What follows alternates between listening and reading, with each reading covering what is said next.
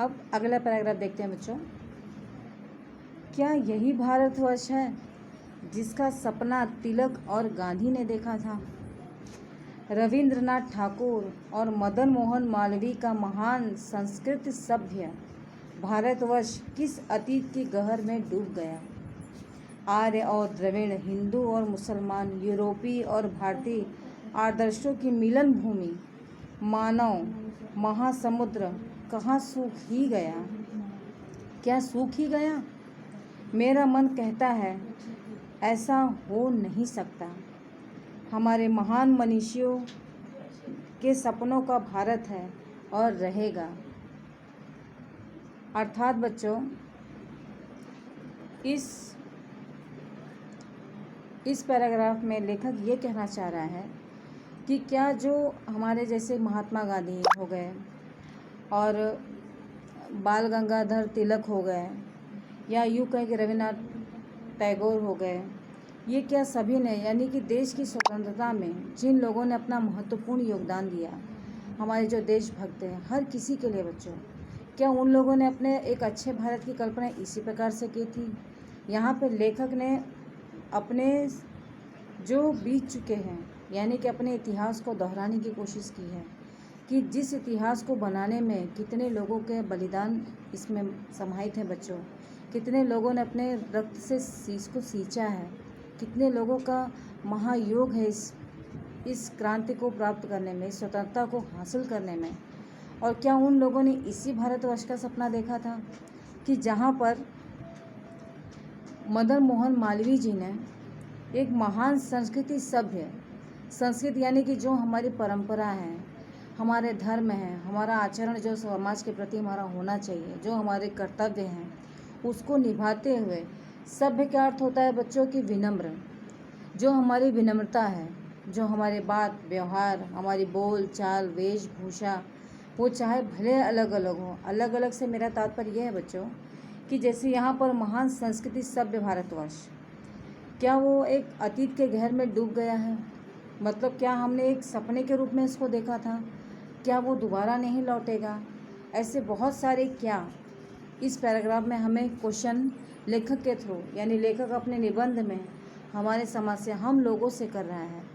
और वो करने का तात्पर्य यही है बच्चों कि जहाँ पर आर्य और द्रविड़, ये सभी जाति हैं, आर्य हुए, द्रविड़ हुए, हिंदू हुआ, मुसलमान हुआ, यूरोपियन हुए और भारतीय आदर्शों की मिलन भूमि, यानी कि ये सारे भले ही जात अलग अलग हैं, लेकिन इन सब का मिश्रण था क्या? हमारा जो आदर्श था, जो भारतीय इतिहास है हमारा, वो इन सबके योगदान से बना है, सबके ही एक निष्ठा एकता से बना है। और क्या वो अब कहीं विलुप्त हो गया है? क्या वो ये सभ्य समाज और यहाँ पे मिलन भूमि, यानी इन सब के मिलने की ये धरती, इस मिलन की ये भूमि जिस पर हम आज विचरण करते हैं, रहते हैं, क्या उसके प्रति आज ये जो अलग अलग धर्म के अनुयायी अलग अलग संप्रदाय को लेकर चल रहे हैं, क्या इसी का सपना हमारे इतिहास ने देखा था, या गांधी जी ने देखा था, या बाल गंगाधर तिलक ने देखा था? उन्होंने तो ऐसा कहीं नहीं सोचा था। सभी अलग अलग धर्म के होने के बावजूद उनका एक ही रास्ता, एक ही विकल्प और एक ही संकल्प था कि हमारे इस देश को आज़ादी हो और हमारे भाई बहन यहाँ पे सकुशल प्रेम भाव से रह सकें, सद्भावना से रह सके, एक दूसरे के प्रति उनके में प्रेम हो। क्या वो चीज़ें हैं? अब तो ये भी एक प्रश्न हो गया बच्चों, और इसी प्रश्न को यहाँ पर लेखक कहना चाह रहा है कि मेरा मन कहता है ऐसा नहीं हो सकता। हमारे महान मनीषियों ने सपनों का भारत और है और रहेगा। मनीषियों का तात्पर्य बच्चों आज भी वही है कि हमारे महात्मा गांधी, बाल गंगाधर शहीद भगत सिंह, हर किसी के लिए जिन्होंने इस योगदान को सफल किया, इस स्वतंत्रता के प्रकरण को हमने आज जिया, आज हम अपने देश में स्वतंत्र होकर जीते हैं, रहते हैं। अंग्रेज़ों से हमें आज़ादी प्राप्त हुई, जिसका हम जश्न अभी जल्दी हमने मनाया बच्चों।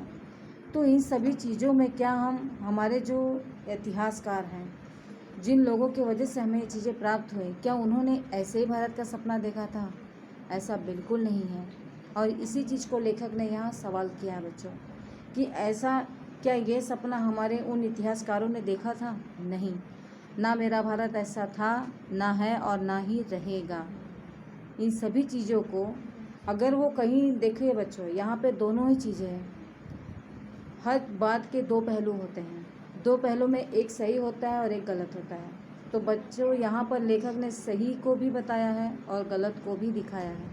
हम दोनों ही रूप को देखकर चल रहे हैं और उसी चीज़ को यहाँ पर मानते हुए लेखक ये कह रहा है कि जहाँ हम सभी इसी की मिट्टी में खेले बढ़े, तब हमें किसी जात या किसी भी संप्रदाय का कोई बोध नहीं था। हम सब एक थे, बस हमें ये याद था कि हम सब एक थे। एकता में ही जीवन है, एकता में ही शक्ति है। हमें इसी बात को सिखाया गया है और आज इसी चीज़ को, इसी को अपना एक लेखन, एक निबंध के माध्यम से हजारी प्रसाद द्विवेदी जी ने हमारे सम्मुख रखा है बच्चों। और वो यही चाहते हैं कि जिस भारत की कल्पना हमारे देशवासियों ने की है, हमारे उन देशभक्तों ने की है जिन्होंने इसके लिए आहुति प्रदान की है, तो क्या उन्हें वही भारत हमें देना चाहिए? हाँ, बिल्कुल देना चाहिए।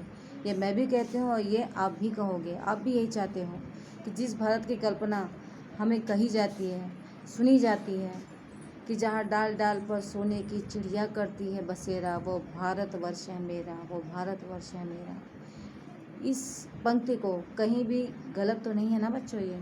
और इसी पंक्ति को आगे बढ़ते हुए रहने देना चाहते हैं कौन? हमारे हजारी प्रसाद द्विवेदी जी, जिनके निबंध के माध्यम से समाज में गलत सही, क्या सही है क्या गलत है, और उस चीज़ को समझने का हमारा दृष्टिकोण, इन तीनों चीज़ों के बारे में हमें यहाँ वो सिखा रहे हैं, हमें यहाँ वो बता रहे हैं। और इसी चीज़ को बच्चों हमें जानते हुए आगे बढ़ना है।